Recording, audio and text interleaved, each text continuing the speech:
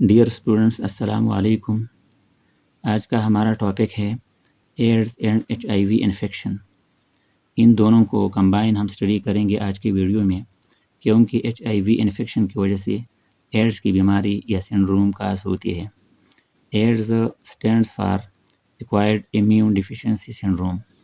AIDS ایک حاصل شدہ امیون سسٹم کے اگینسٹ ایک بیماری یا سنڈروم ہوتی ہے کہ جس میں ہمارا امیون سسٹم ویک ہو جاتا ہے، اور یہ سنڈروم اس لیے ہے کہ اس کی وجہ سے بہت سارے اور کمپلیکیشنز جنم لیتے ہیں۔ HIV human immune deficiency virus, یہ ایک ایسا وائرس ہوتا ہے جو کہ انسان کے باڈی کے اندر انٹر ہو کر ہمارے امیون سسٹم کو ویک کرتا ہے، اور پھر اس کے بعد ایڈز کی بیماری جنم لیتی ہے۔ یعنی last progression stage of HIV infection results in AIDS.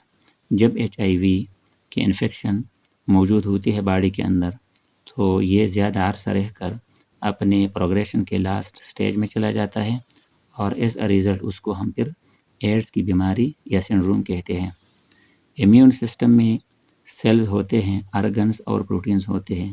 یہ تینوں مل کر امیون سسٹم بناتے ہیں، اور امیون سسٹم جو انویڈرز ہوتے ہیں، جو باہر سے پیتھوجنز یا اینٹیجنز، جو وائرس، بیکٹیریا، فنجائی، یہ جتنے انویڈرز ہوتے ہیں، یہ جب باڈی کے اندر انویڈ ہوتے ہیں تو ہمارا امیون سسٹم ان کی اگینسٹ کام کرتا ہے اور ان کو ڈسٹرائی کرتا ہے یا ان کو ان ایکٹیویٹ کرتا ہے۔ اگر ان تینوں میں سے کوئی ایک بھی مسنگ ہو رہا ہو تو ایز اے ریزلٹ ہم اس کو پھر ایڈز کہتے ہیں۔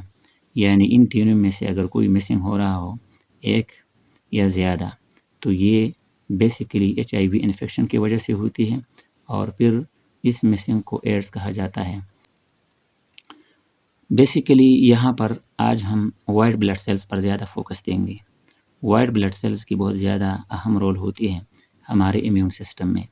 White blood cells perform immunity, یہ white blood cells immunity perform کرتے ہیں، اور وائٹ بلڈ سیلز کے 5 ٹائپس ہوتے ہیں۔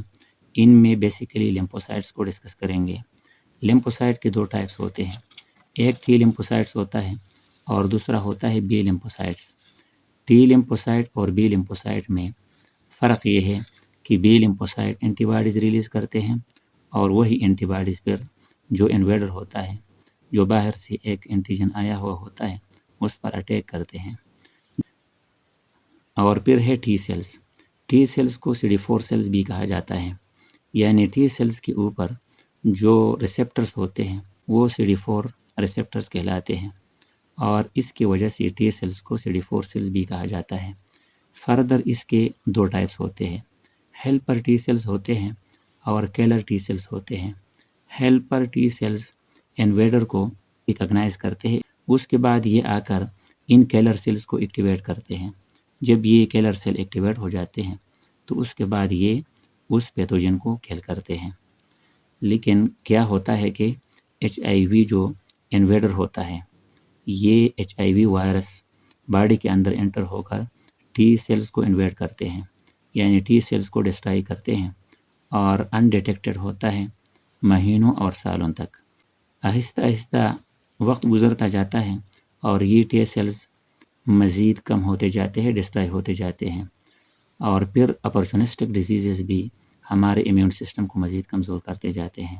اپرچونسٹک ڈیزیزز وہ بیماریاں ہوتے ہیں جو کہ نارمل حالت میں جب امیون سسٹم سٹرانگ ہوتا ہے تو ان کا کوئی اتنا پاور نہیں ہوتا، لیکن جب HIV وائرس کی وجہ سے ٹی سیل ڈسٹرائی ہو چکے ہیں تو پھر جو کامن ڈیزیزز ہوتے ہیں وہ بھی کافی سیویئر کنڈیشن میں چلے جاتے ہیں، اور ہمارے امیون سسٹم کو مزید ویک کرتے جاتے ہیں۔